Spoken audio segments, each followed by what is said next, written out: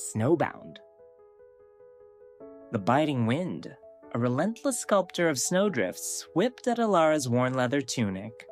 For weeks, she had trekked across the vast, frozen expanse of the snowy plains, her eyes scanning the desolate landscape for the elusive shimmer of ice blooms, rumored to hold ancient magic.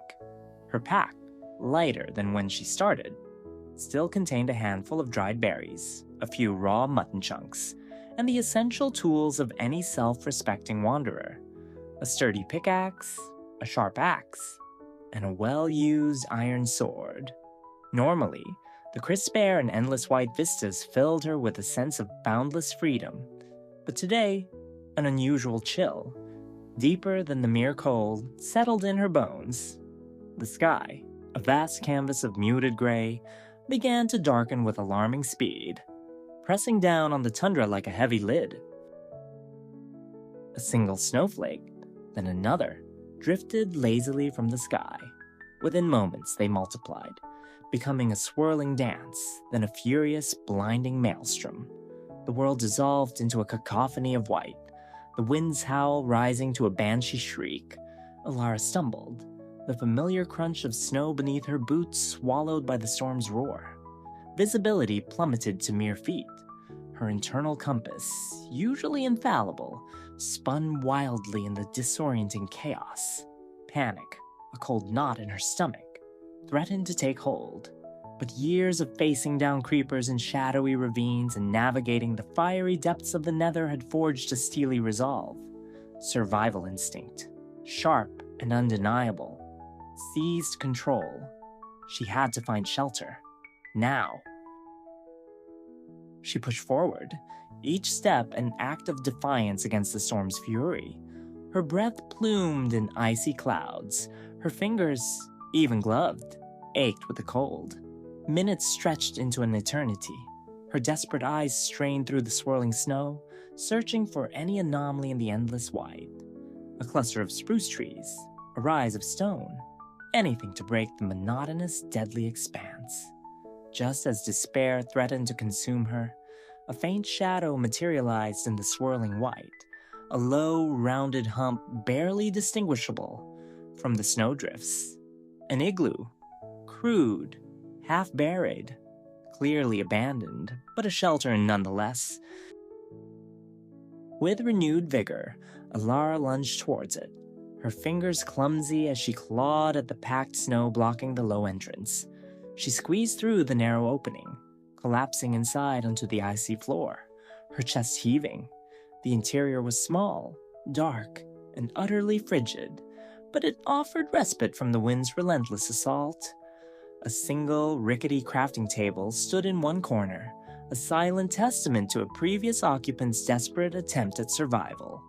The air within was still bone-achingly cold, a sharp contrast to the immediate threat outside, but it lacked the biting wind that could steal her breath and her life. She needed warmth, and she needed it fast. Venturing out again was a perilous thought, but a necessary one. With her axe clutched tightly, she battled her way a few feet from the igloo's entrance, the snow immediately attempting to reclaim her footprints. She located the nearest spruce trees, their dark forms barely discernible through the blizzard, and began to chop, the rhythmic thud of her axe a faint pulse against the storm's roar. Each swing was an effort, her muscles stiffening with the cold. She gathered just enough wood to start a small fire, then stumbled back inside, grateful for the fragile barrier the igloo provided. Using the crafting table, she quickly fashioned a pickaxe from cobblestone she'd salvaged from a brief, desperate dig near the entrance, and then set to work building a crude furnace. Soon, a small, flickering fire crackled to life, casting dancing shadows on the packed snow walls, a beacon of hope in the overwhelming darkness. The meager warmth began to seep into her frozen limbs, a slow, tender awakening. The next day brought no reprieve from the blizzard. If anything, the storm had intensified, blanketing the world in an even deeper layer of snow. Her food supplies were dwindling, a handful of dried berries her only sustenance. She needed to hunt, but the thought of venturing back into the whiteout was daunting. As she contemplated her predicament, A low whimper, barely audible above the wind, reached her ears. Curiosity, and a spark of something akin to hope, stirred within her. She cautiously peered out of the igloo's small opening. Huddled together beneath the drooping branches of a snow-laden spruce, two gaunt forms shivered, their fur caked with ice. Wolves. They were thin, their eyes wary but not hostile, reflecting a desperate cold that mirrored her own. Elara's instinct was to retreat, but something in their eyes, a shared vulnerability, held her. She had no bones, but she did have a small piece of raw mutton she'd been saving. Slowly, deliberately, she pulled it from her pack, holding it out with an open palm. The larger of the two wolves, a dark-furred male, watched her intently, a low rumble in its throat, a mixture of hunger and caution. The smaller, a light-furred female, nudged him. Elara held her breath. After a moment that stretched into an eternity, the male cautiously approached, sniffed the meat, then snatched it with a gulp. The female followed suit, less hesitant. Elara offered another piece, then another, until her precious supply was almost gone. As the last scrap vanished, the wolves looked at her, then back at the igloo, their eyes conveying a silent plea.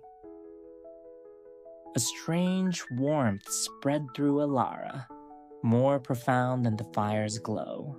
She understood. Without a word, she motioned for them to follow, backing slowly into the igloo. The wolves, after a brief hesitation, padded in, their gaunt forms filling the small space. They settled near the fire, their bodies steaming slightly as the ice melted from their fur. Their presence, a silent, watchful comfort, banished the oppressive loneliness that had begun to creep into Elara's solitude. She named them in her mind, Frost for the larger male with his snow-dusted fur, and Shadow for the smaller, stealthier female. Their combined body heat, though subtle, was a welcome addition to the igloo's meager warmth. Days bled into one another, each marked by the incessant roar of the blizzard. Food became a critical concern. Elara knew she couldn't rely solely on her dwindling supply. She needed to hunt. On her most daring excursion yet, she stepped out, Frost and Shadow at her heels. The wolves, their senses sharpened by hunger and instinct, proved invaluable. They moved with a silent grace through the deep snow, their noses to the ground, occasionally nudging Elara in a specific direction. They led her to the faint tracks of snow rabbits, and together, with a coordinated effort, they managed to corner and dispatch a few. Elara, ever resourceful, quickly butchered the catches, preparing some meat for herself, and generously sharing with her new companions. Their first real test came later that day. While searching for more spruce logs, a cluster of strays, their gaunt frames barely visible in the swirling snow, materialized from the whiteout, their icy arrows whistling past Elara's head. She drew her sword, ready to fight, but Frost and Shadow were already moving. With a synchronized growl, they lunged, distracting the skeletal archers, allowing Elara to close the distance and dispatch them with swift, precise strikes. The wolves, panting but unharmed, looked at her, their silent acknowledgement a deeper gratitude than any spoken word. She rewarded them with more meat, their loyalty now cemented not just by hunger, but by shared survival. The need for fuel and better tools became pressing. Her wood supply, even with careful rationing, was running low. She needed coal, perhaps even iron. Frost and Shadow led her to a small, snow-choked crevice in the side of a frozen hill. Inside, it was dark and damp, but the air was still. Elara lit a torch, its light flickering eerily over rough-hewn stone. The wolves took up positions near the entrance, their keen ears swiveling, their low growls signaling the presence of unseen dangers deeper within the tunnel.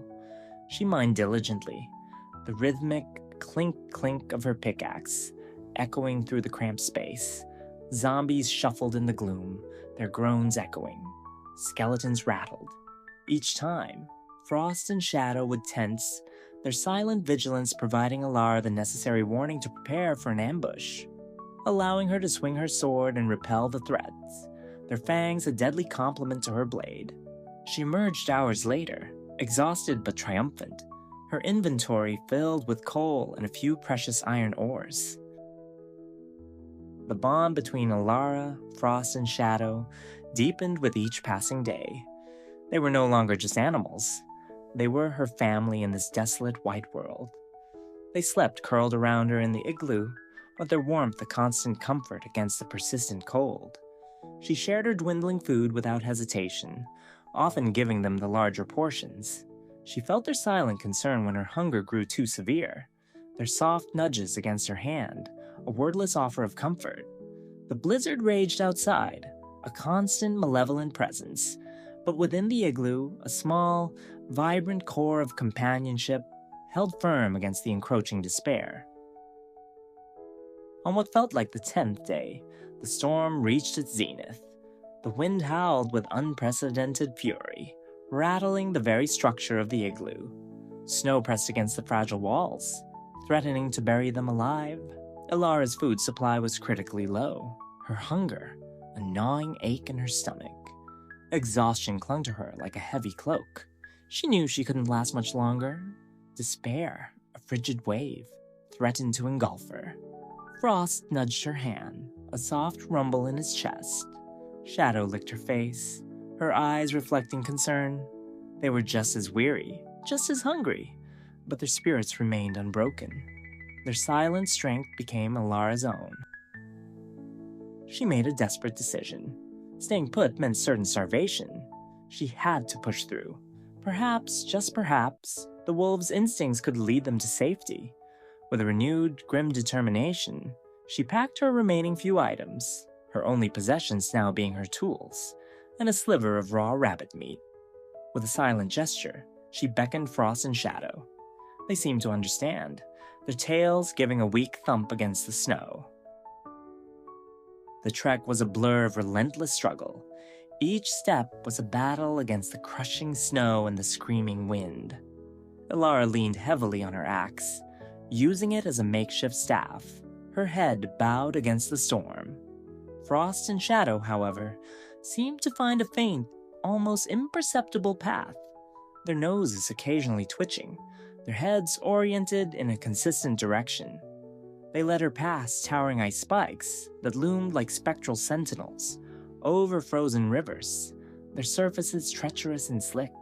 She stumbled, fell, and rose again, her body screaming for rest, but the wolves' steady presence pulled her forward. Then, faint, almost imperceptible through the swirling white, a warm glow. It was a mere flicker, easily mistaken for a trick of the exhausted mind, but Frost whined softly, nudging Elara's hand, his gaze fixed on the light. Shadow barked once, a sharp, hopeful sound. Elara lifted her head, straining her eyes. The flicker solidified, becoming a cluster of distinct yellow lights. A village. Relief, so profound it nearly buckled her knees, washed over her. Tears, quickly frozen on her cheeks, blurred her vision. They stumbled towards the light, their pace quickening with renewed hope.